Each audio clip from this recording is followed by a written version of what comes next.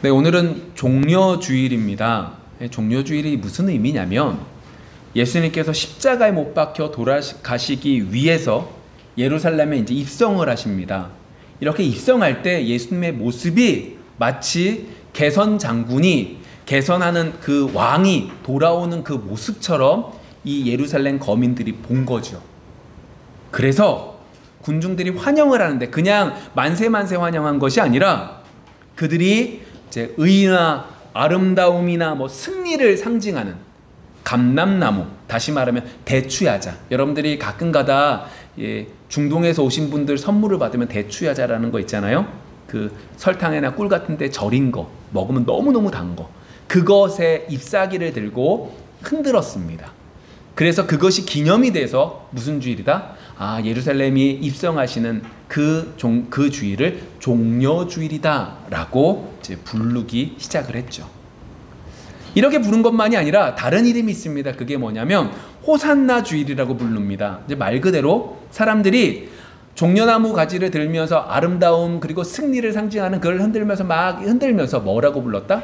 호산나라고 불러서 우리는 이 주일을 호산나 주일이다 라고도 불려지기도 했습니다. 백성들의 입장에서는 예루살렘에 살고 있는 그 거민들의 입장에서는 얼마나 기뻤겠어요. 자신들이 생각할 때에 예수님의 소식을 들었는데 예수님이 어떤 분이었어요? 능력을 일으키시거든요. 먹을 게 없었는데 먹을 걸 주셨어요.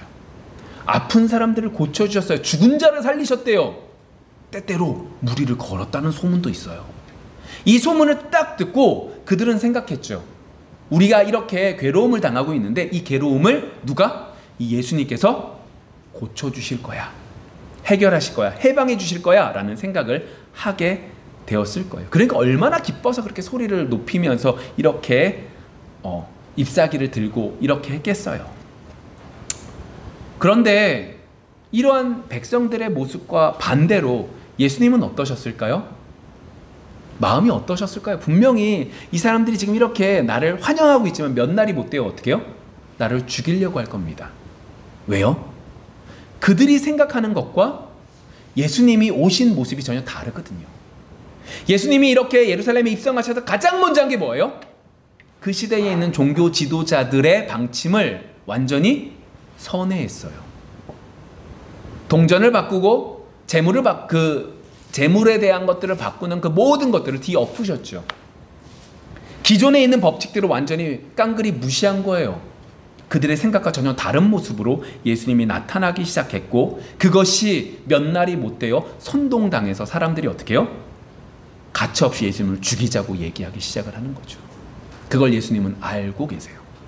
그럼에도 불구하고 예수님에는 큰 목적이 있으셨죠.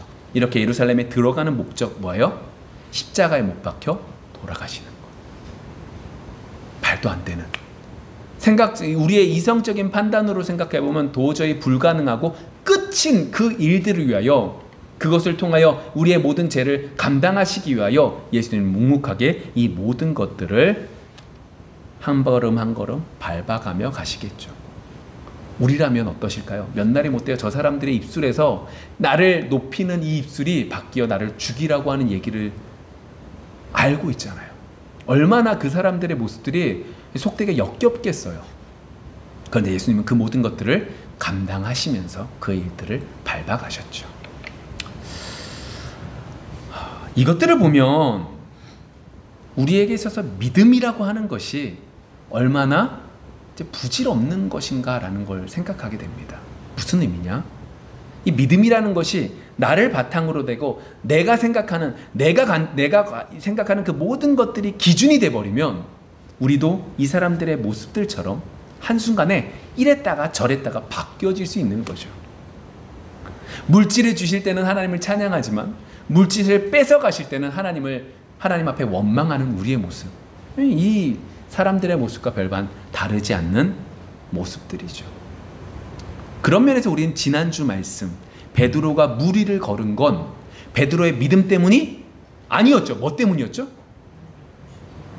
예수님께서 오라고 하셨잖아요. 그 오라고 하신 그 말씀에 순종하고 나갈 때 무리를 걸었던 것이지 그의 믿음이 그를 그렇게 걷게 한 것이 아닌 것은 분명한 사실인 거예요. 그 속에서 예수님께서 말씀을 하셨음에도 불구하고 뭘 바라볼 때? 주위를 바라볼 때 물속에 푹 빠지는 베드로의 모습이 그냥 우리의 모습인 거죠. 그러면서 우리는 수로보니게 여인의 모습을 통하여, 혼혈인의 그 모습을 통하여 우리는 정말로 큰 믿음이 뭔지에 대한 얘기도 배웠어요. 뭐였죠? 큰 믿음이 뭐였어요? 내가 어떤 존재인지를 아는 거예요. 수로보니게 여인은 자신을 뭐라고 말해요? 개라고 얘기해요. 부정한 짐승, 개라고 얘기해요. 그러나 거기서 끝나지 않아요. 수로보니게 여인은 저는 개이지만, 저는 죄인이지만 예수님이 어떤 분이신지를 정확히 알아. 그렇지만 주님의 상에서 떨어진 부스러기를 개가 먹습니다 라고 하는 그 신앙의 고백이 그를 큰 믿음의 소유자라고 하는 은혜를 받게 되는 것들을 바라보게 됩니다. 그런 면에서 우리는 조금 더 생각해 보셔야 돼요. 사도행전 속에서 베드로가 이 믿지 않는, 아직 예수님을 모르는 사람들에게 설교를 합니다. 근데 그 설교의 내용이 뭔지 아십니까? 너희들이 예수님을 죽였다는 겁니다. 구약에서 말하는 그 예수님, 그 메시아를 너희들이 죽였다 라고 말하죠. 너무너무 중요합니다. 그런데 더 중요한 게 뭐죠? 너희들이 죽였어! 이게 보이는 게 아닙니다. 이 뒷말이 더욱더 중요하죠. 너희들이 죽였지만 하나님 아버지께서 예수님을 부활시키셨고, 그리고 승천하셔서 성령을 우리에게 보내주셨다. 우리에게 정말로 필요한 건 너희들이 죽였어! 라고 하는 그 정죄에서 더욱더 깊이 들어가 뭐 하기를 원한다? 회개하기를 원한다 라고 설교를 하죠. 우리에게 있어서 중요한 건 너희들이 죄인이야. 맞습니다. 우린 죄인입니다. 근데 더욱더 중요한 건 뭐예요? 주님 앞에서 성령의 역사 가운데 우리는 주님 앞에 회개할 수 있다는 거죠. 그렇게 될 때 우리는 다시금 하나님의 자녀가 된다 라고 하는 것이 너무나 중요한 겁니다. 무엇이 핵심인지를 정말로 찾아야 되는 거예요. 자, 그런 면에서 오늘 이제 설교에 제가 맞추고자 하는 부분이 뭐냐면, 오늘 우리는 호세아 성경 말씀을 통하여 하나님이 어떤 분이신지를 제대로 알기를 원해요. 왜 알아야 되죠? 하나님께서 우리에게 믿음을 허락해 주시는 것인데, 하나님이 우리에게 그것들을 허락해 주시지 않으면 안 되는 것인데, 그럼 그 하나님이 어떤 분이신 줄 알면 그분에게서 나오는 그 믿음이 어떠한 성질인지, 어떠한 모습인지를 알 수 있기 때문에 그렇죠.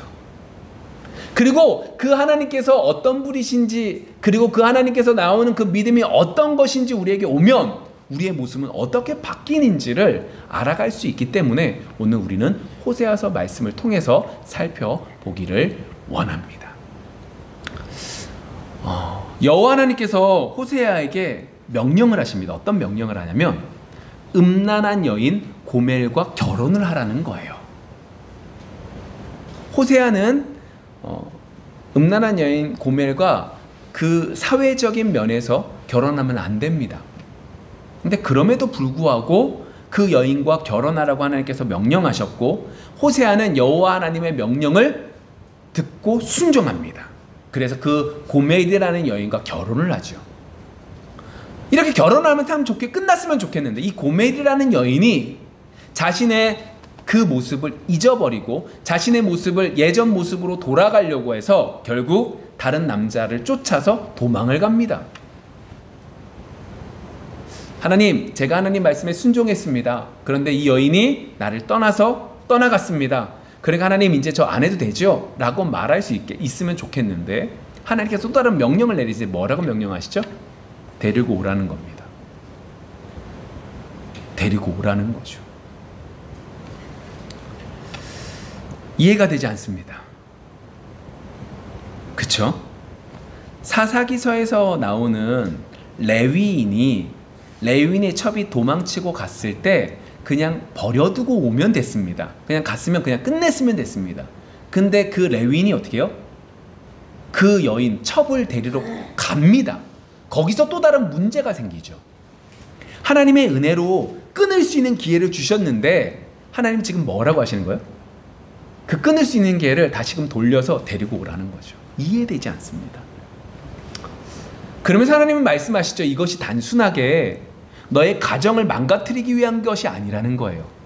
이 가정, 이 고멜이라는 여인이 이스라엘을 상징하고 그 고멜의 자녀들을 통하여 하나님께서 이스라엘을 버렸다라고 하는 것을 나타내게 보이기 위한 상징적인 면에서 이 모든 것들을 행하게 하셨고, 그러면서 이야기들이 쭉 이야기되다가 오늘 성경 말씀 마지막 본문 호세아서 14장에서 이렇게 결론이 나는 겁니다. 돌아오라는 거예요. 음란한 여인 고멜, 다시 말하면 이스라엘에게 하나님 여호와 하나님께서 뭐라고 말씀하신다는 거예요? 돌아와. 때때로 다독거리기도 하고 때때로 징계도 하고 때때로 호되게 매를 내리기도 하는 그 모든 것들 속에 결국엔 뭐라는 거예요? 돌아오라는 거죠. 결국 이 호세아서 말씀 속에서 하나님은 어떤 분으로 나타나냐? 하나님은 사랑의 하나님이세요. 근데 그 사랑이 단순하게 우리가 하는 사랑 정도가 아니에요. 하나님의 사랑은 가능성이 없어요. 그냥 그런 사람이에요. 도저히 불가능한 사람이에요. 근데 그 사람을 하나님은 선택하셔서 끝까지 데리고 가셔서 어떻게 하는 거예요? 결국에 그를 바꾸어 놓고야 많은 사랑을 하나님께서 하신다라고 말하고 있는 거죠. 아, 하나님은 어떤 분이다? 사랑의 하나님이신데 그 하나님의 사랑은 우리의 생각 정도가 아니구나. 도저히 불가능한 것들을 그럼에도 선택하셨기에 끌고 가시는 분이 하나님의 사랑이시구나 라고 하는 거예요. 우리가 흔히 하는 눈먼 사랑 아니에요. 내가 사랑하는 여인을 위해서 내가 나쁜 짓을 하는 그런 게 아니라는 거죠. 예를 들면 이것도 마찬가지입니다. 가끔가다 교회에 힘든 분들이 오십니다. 이제 물질을 좀 도와달라는 거죠. 도와드리면 그분들의 다수는 특별히 겨울철이 되면 그분들은 여름도 겨울 마찬가지지만 뭘 사냐면 그 돈을 가지고 술을 삽니다. 그러면 그 술을 가지고 밤새 또 드시는 거죠. 그리고 또 다른 데로 돌아다니면서 또 돈을 달라고 하고 또 그 술을 사 먹는 겁니다. 우리가 생각할 수 있는 방법이 뭐가 있어요? 돈을 안 주는 겁니까? 안 주면 그들은 살 수가 없죠. 그럼 돈을 줍니까? 그럼 어떻게 해요? 그들은 또 중독이 되어져 가는 거예요. 쉽지가 않습니다. 그들에게 뭐 라면을 주든 뭐 여러 가지 방법들이 있지만 정말로 쉽지가 않죠. 그런데 하나님은 어떻게 하시느냐? 정말로 가능성이 없어요. 근데 이 가능성 없는 이 이스라엘을 어떻게 하세요? 탈탈 터십니다. 다시 말하면 멸망을 시키시죠. 근데 우리가 생각하는 멸망은 끝이지만 그게 아니에요. 그 멸망된 사람들을 다시금 모으셔서 그들을 이끌어가지고 다시 하나님의 사랑으로 만드신다라고 하는 걸 우리는 볼 수 있습니다. 이스라엘의 역사 가운데 그것들이 나타납니다. 하나님은 계속해서 말씀하시죠. 선지자를 통해서 돌아와, 돌아와, 돌아와. 그런데 그들은 그것을 끝까지 무시하며 결국 멸망하게 되고 그 남은 자들을 끌고 오게 되는 것들을 우리는 볼 수 있습니다. 호세아서만 이렇게 쓰여져 있을까요? 아닙니다. 이사야서에서도 동일하게 나타납니다. 이사야서에서는 뭐라고 말하냐면 소는요 주인을 안 돼요. 나귀는요 주인을 안 돼요. 근데 내가 내 자식을 양육했어요. 근데 그 자식들은 나를 알지 못한대요. 그래서요 매를 때렸대요. 정수리부터 발끝까지 성한 데 없이 막 때렸대요. 그 정도 되면 돌아와야 되는데 그래도 돌아오지 않는데요.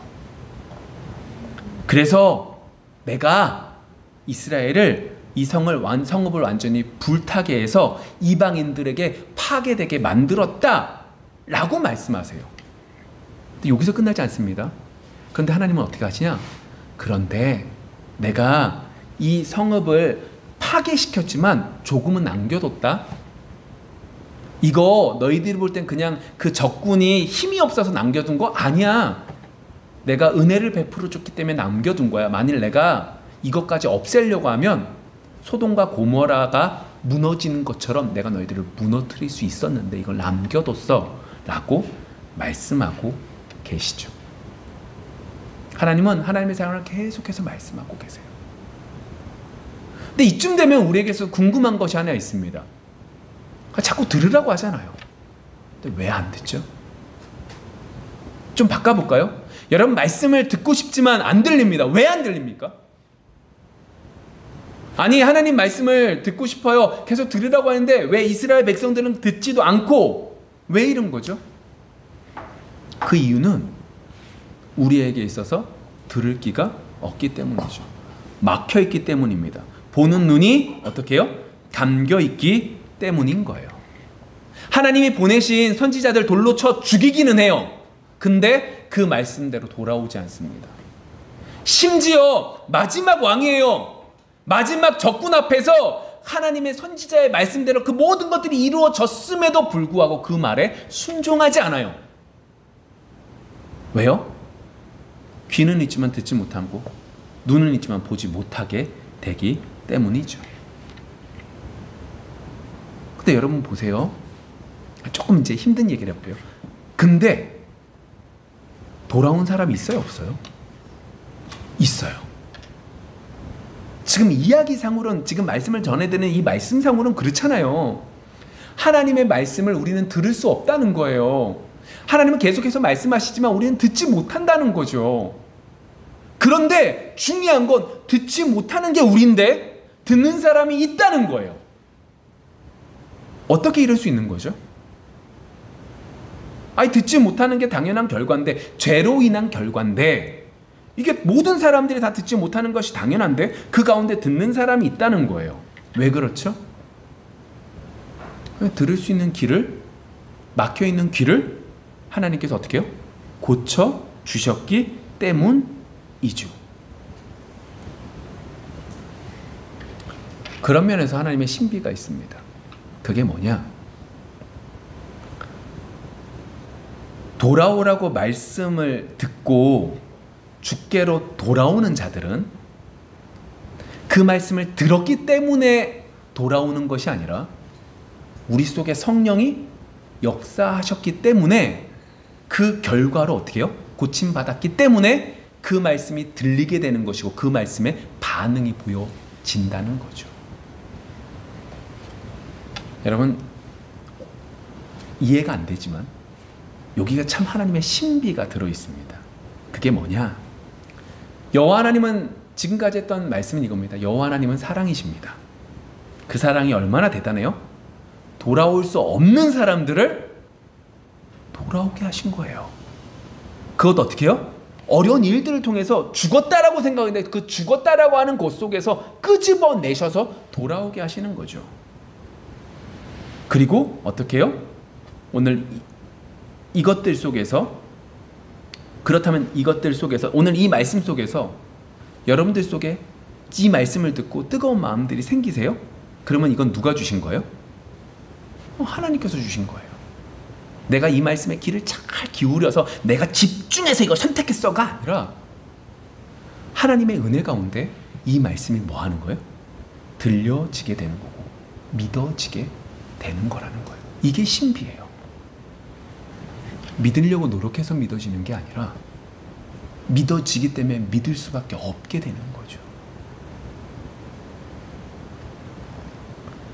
그렇기 때문에 우리의 신앙생활들은 시간이 지나면 지날수록 더욱더 깊어집니다. 하나님의 은혜가, 깨닫는 은혜가 더욱더 깊어지죠. 처음에 여러분들이 예수님을 믿었습니다. 그럼 뭐가 기뻐요? 하나님 저에게 돈을 주셔서 감사합니다. 저에게 이 기회를 주셔서 감사합니다. 저에게 무엇을 주셔서 감사합니다. 이것도 하나님의 크신 은혜이죠. 근데 조금 지나면 어떻게 되냐? 아, 하나님 이것이 나에게 없어도 하나님 때문에 감사합니다 라고 하는 마음들이 들어가기 시작하죠. 좀 더 지나면 어떻게 돼요?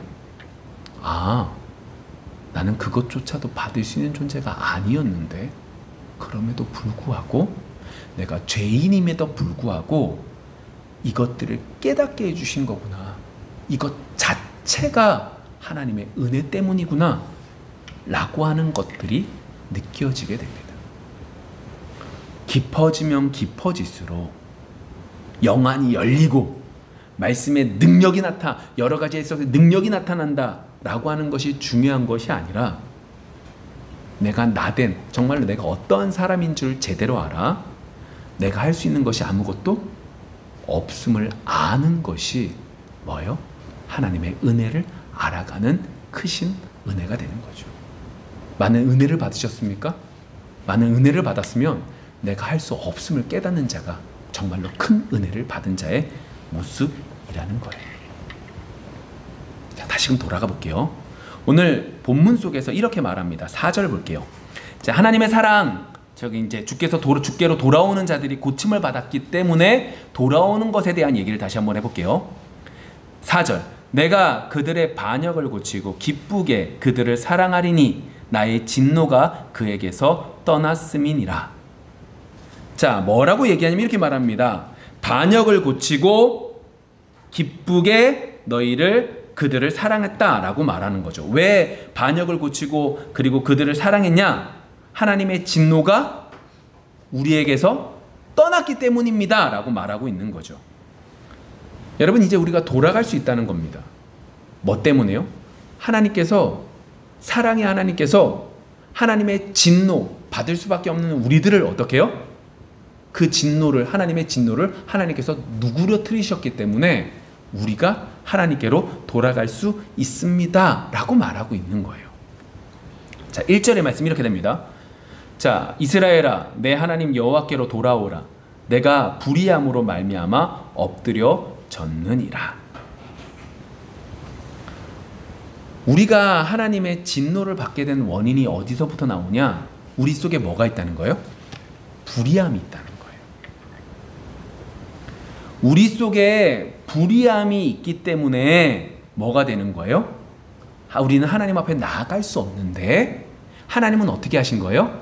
그 하나님의 불의함, 우리의 불의함 때문에 하나님의 진노가 가득 찬 그 진노를 하나님 스스로 누그러뜨리셨다라고 말을 하는 거죠. 그래서 그 누그러뜨림을 받은 사람들이 하나님께로 돌아갈 수 있습니다 라고 말하고 있는 거죠. 하나님께로 돌아올 수 있는 자들이 뭐 하는 사람들이에요? 하나님 앞에 회개하는 자들이 되는 겁니다. 하나님 앞에 회개할 수 있는 사람들은 어떠한 사람들? 하나님이 우리에게 말씀하셨기 때문에 내가 그 말씀을 깨달았기 때문에 회개할 수 있는 것이 아니라 하나님의 긍휼이 우리에게 임했기 때문에 그 말씀을 깨닫게 되는 것이고, 그 말씀을 깨닫기 때문에 내가 죄인인 것을 알아 뭐가 되는 거예요? 하나님 앞에 회개할 수 있게 되는 자가 되어져 가는 거죠. 여러분, 우리는 지금 이 얘기로부터 시작을 하는 거예요. 이번 4월 달에 제가 뭘 얘기하고 있냐면, 내가 믿느냐라고 하는 그 물음 속에서 우리의 믿음은 우리에게서부터 시작된 것이 아니라고 얘기하고 있었어요. 그게 베드로의 모습이었고, 우리에게서부터 믿음이 시작되는 게 아니라 하나님이 주셔야만 되는 거구나라는 걸 알게 된 거죠. 그 속에서 우리는 지금 오늘 하나님은 어떤 분이신지에 대한 얘기를 나누고 있는 거예요. 하나님은 사랑이 많으신 하나님이었던 거예요. 근데 그 사랑이 우리처럼 얄팍한 사랑이 아니라 우리로서는 이해할 수 없는, 도저히 불가능한 사람들을 우리가 볼 땐 멸망시켜서 없어진 것 같은데 그 없어진 것을 다시금 끄집어 올리신다는 거죠. 근데 그 끄집어 올리시는 것을 단순하게 시간 됐으니까, 괴로움 당했으니까 이제 됐어? 그냥 돌아오는 것이 아니라 분명하게 값을 지불하셔서 하나님의 진노를 하나님께서 누그러뜨리시고 데리고 오신다는 거예요. 그래서 우리가 생각할 땐 우리가 열심을 다해서 하나님께 부르짖고 우리가 열심을 다해서 하나님의 말씀을 깨달았기 때문에 회개하는 것이 아니라 하나님의 사랑이 우리 속에 임했기 때문에, 하나님의 은혜가 우리에게 임했기 때문에 하나님 앞에 내가 죄인인 것을 깨닫으며 고백하며 나아가고 있습니다 라고 하는 이야기를 하고 있는 거죠. 여러분, 그런 면에서 전도도 이겁니다. 내가 다른 사람들에게 복음을 들을 수 있는 기회를 주는 게 아니에요. 누가 하나님의 백성인지를 모르기 때문에 그 백성이 누구인지를 뭐 하는 거예요? 찾아내는 게 전도인 거죠. 내가 당신에게 이 좋은 소식 알려줄게, 내가 너한테 이걸 알려주면 네가 이걸 깨달으면 네가 하나님 앞에 나아갈 수 있어, 이게 아니라 이 복음을 전할 때 이 복음 속에서 하나님이 미리 준비하셔서 준비한 영혼들이 이 복음의 말씀을 듣고 어떻게 되는 거예요? 돌아오게 되는 거죠. 찾아내는 역할을 하는 것뿐인 거죠. 내가 무엇인가를 잘하고 있는 게 아니라는 거죠.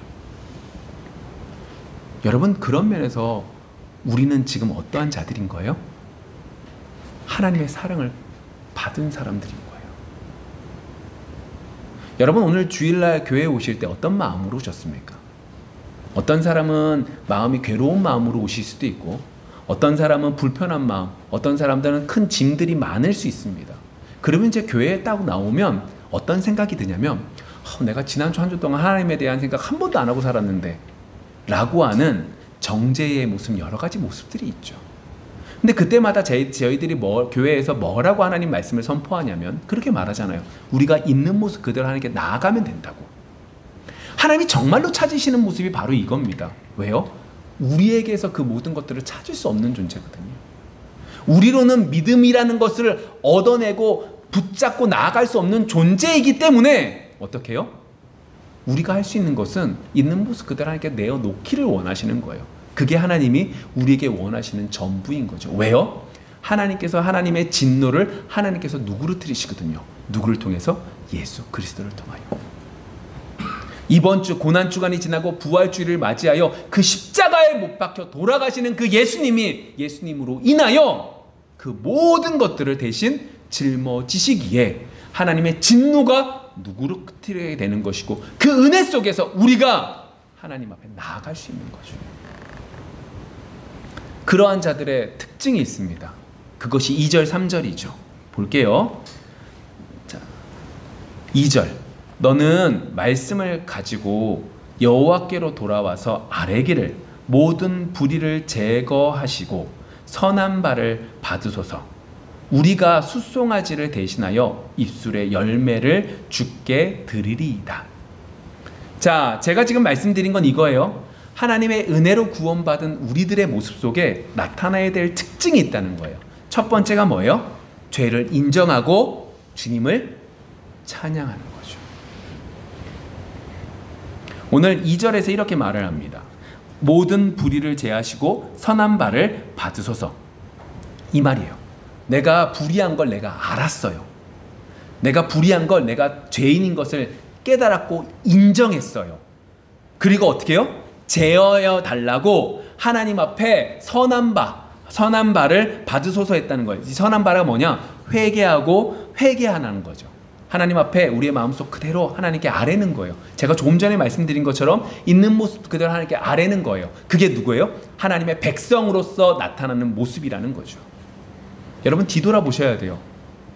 여러분들은 우리가 죄인인 것을 인정하십니까? 아까 전에 대표 기도 속에서 그랬잖아요. 다 하나님의 은혜라고. 여러분, 우리 속에 우리가 죄인인 것을 인정하는 것은 누구에게? 믿음, 하나님이 믿음을 주신 자들에게 주어지는 특징이라는 거예요. 그리고 3절 이렇게 두 번째 말합니다. 뭐라고 하냐? 이렇게 주님을 찬양하는데 그 찬양의 고백이 이렇다는 거예요. 볼게요.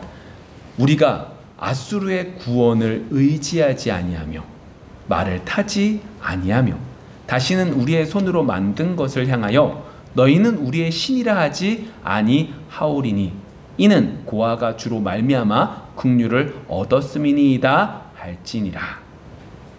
이 말이 무슨 말이냐면 강대국 의지하지 않겠습니다. 하나님, 말을 의지하지 않겠습니다. 스스로 만든 우상들을 의지하지 않겠습니다.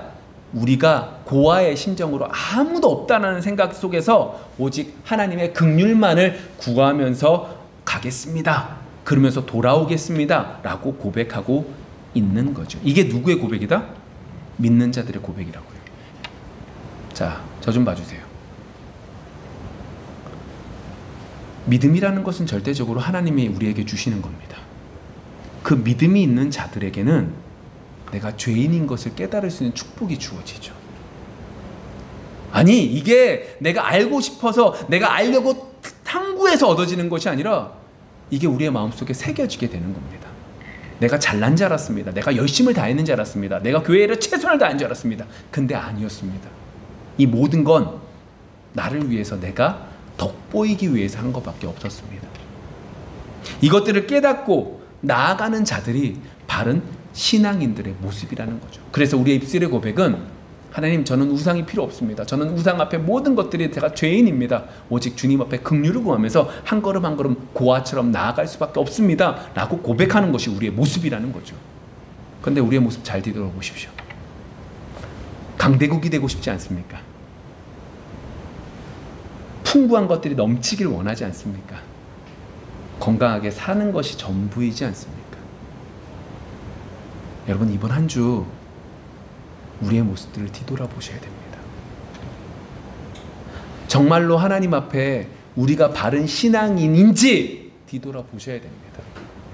죄인인 것을 고백하고 있는 건지, 아니면 나 잘났다고, 나 잘난 사람으로 만들어달라고 고백하고 있는 것인지 뒤돌아볼 수 있는 우리 모두가 되어지기를 원합니다.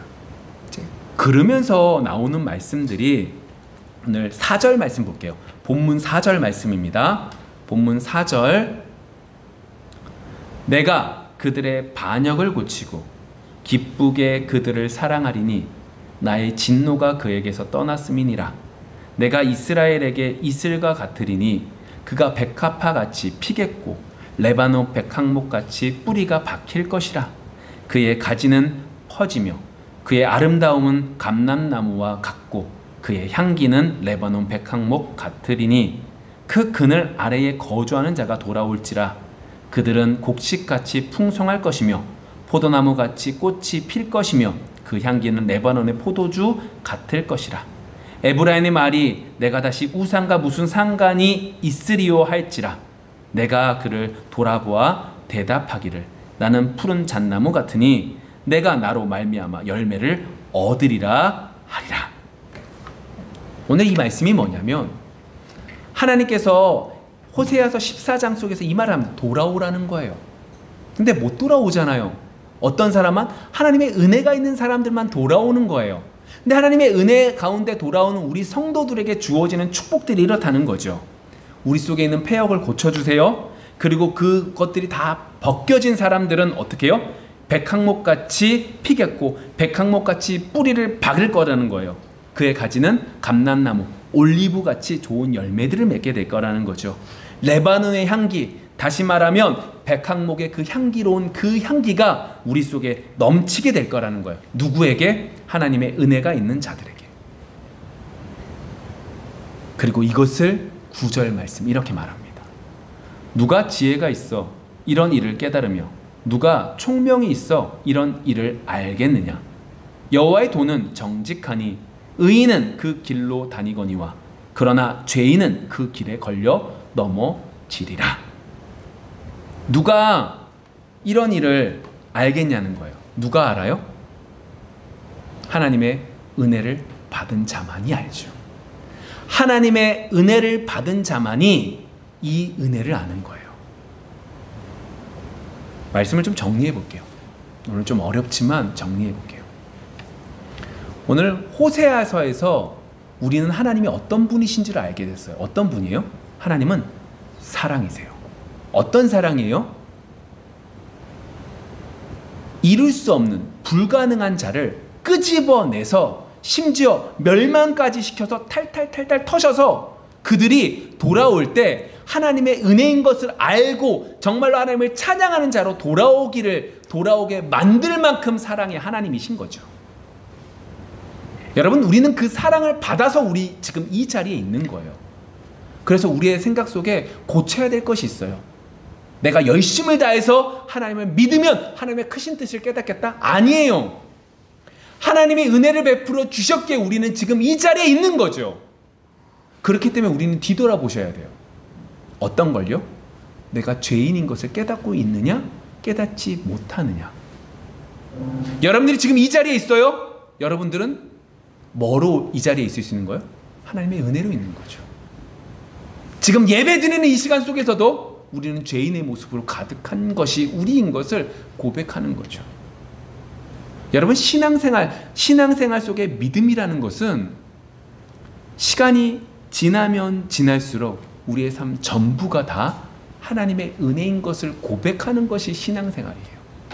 거창하게 믿음이라는 것이 거창한 게 아니라 정말로 우리의 삶 전부가 하나님의 은혜인 것을 고백하는 것이 신앙생활인 거죠. 그런 면에서 우리 이번 한 주의 삶을 이번 한 주 그렇게 살아가기를 원해요. 특별히 고난 주간을 맞이해서 우리가 얼마나 죄인인 것을 깨달을 수 있기를 소망합니다. 우리가 할 수 있는 그 모든 것들은 뭐밖에 없어요? 죄밖에 없어요. 내가 내 자녀를 사랑해요. 내 욕심 때문에 내 자녀를 사랑하는 것이 가득해요.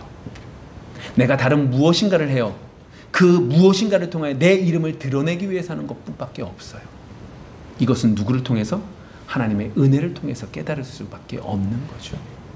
이 은혜가 이번 한 주 동안 넘치기를 원해요. 그래서 죄인인 것을 깨달아, 죄인임을 알아, 하나님 앞에 온전히 나아갈 수 있는 우리 모두가 되어지기를 소망합니다. 기도하겠습니다.